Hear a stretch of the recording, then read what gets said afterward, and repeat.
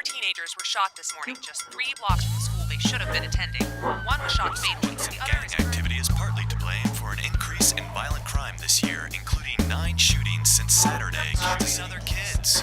Why do they do it? The gang activity in Missouri has climbed to an all-time high this year.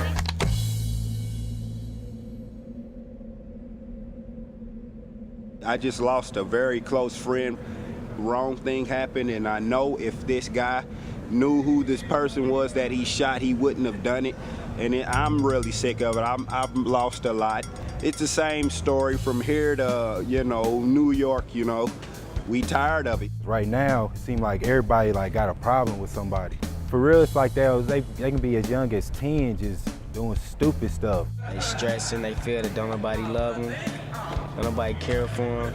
I feel like the legal system's kind of coming out a little bit too hard on the youth because they know it's the streets, so that's all they're gonna do. My father is a drug addict still, and that's what we went through. I've seen it. I've been shot at before. I know guys that are in jail for murder and all that. We just gotta give them something to do, because right now they ain't got nothing to do and they just out here running around. I want these young guys to understand it, to take advantage of the resources that are out there for them. And first we have to let them know what's there. And once they understand what's there and how they can use it, they'll run with it. And that's our hopes for this summit.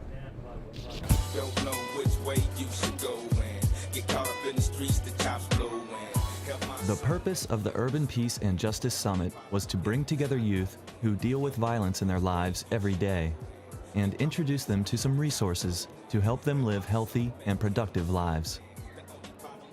The 2-day summit included practical workshops about finances, careers, drug abuse awareness, and community organizing. It was a summit where the youth could speak out openly on gang-related violence and its impact on their lives. It's easy to be on the outside looking in, but you'll never understand it if you ain't never been there and lived it, period. You know what I'm saying? I live this every day. I'm trying to get out of here. I'm trying to get out the streets. That's why I'm right here. You know what I'm saying? I lost my baby. Man, y'all need to let it go, fellas. People, we dying. Our young people are hurting. They wearing rest in peace shirts. Things that a lot of adults didn't have to worry about when they were coming up. The summit was organized by activist Osco Bolton, who also founded and runs P.O.S.E, Peers Organized to Support Student Excellence. I actually started as a young guy, as a follower, and I found myself leading the gang and being involved with shootings and drive-bys and chased by the police, and losing my brother to homicide taught me something, and the mother of my children, losing her, taught me something. My drive is that I know that one day there's going to be a family who has a father or a mother that's successful, and I had something to do with that. P.O.S.E is a positive gang for youth that has been changing young lives in the Kansas City area since 1995. I've been through some things, and at one point in time in my life, I didn't know Osco. And it's kind of like he saved me, because I found myself going back down that wrong path. But once I met him and was able to see his work and what he does going into the schools and talking to the students and just working with them closely, home visits, whatever it took. And he sticks with that. And it just motivated me to want to get in there and share my story with the young people and just jump right in and have they back just the way I saw Osco do. P.O.S.E has formed groups in 5 Kansas City area schools and partners with the Kansas City Police Department, Kansas City Crime Commission, and Project Safe Neighborhoods, a program of the U.S. Department of Justice. When guys are growing up in the inner city, in the neighborhood, they just don't believe that they can do anything, They're angry about something. They don't know where to turn to. They don't really have any resources. All they know is just hanging out on the block. The community has an opportunity to fill the gap with more opportunities for young people to participate. And they're not invisible. They're kids. They eat what we feed them. They're gonna push back. That's what kids do. But you have to push them and demand that this is who you are. You're not a follower. A lot of kids rebel because, instead of you talking to them as a friend, you're judging them. I like doing this just so kids don't have to go through pretty much what I went through and, you know, give them some help because it's hard for them. I know it's hard. After doing 20 years in prison, I figured that if I be blessed to see freedom again, that I'll just dedicate my life to try and redirect teenagers from going down that path. So this is what I believe in. And don't all of us have all the answers. So those youngsters that are willing to sit down with some of the elders, we need to listen to them.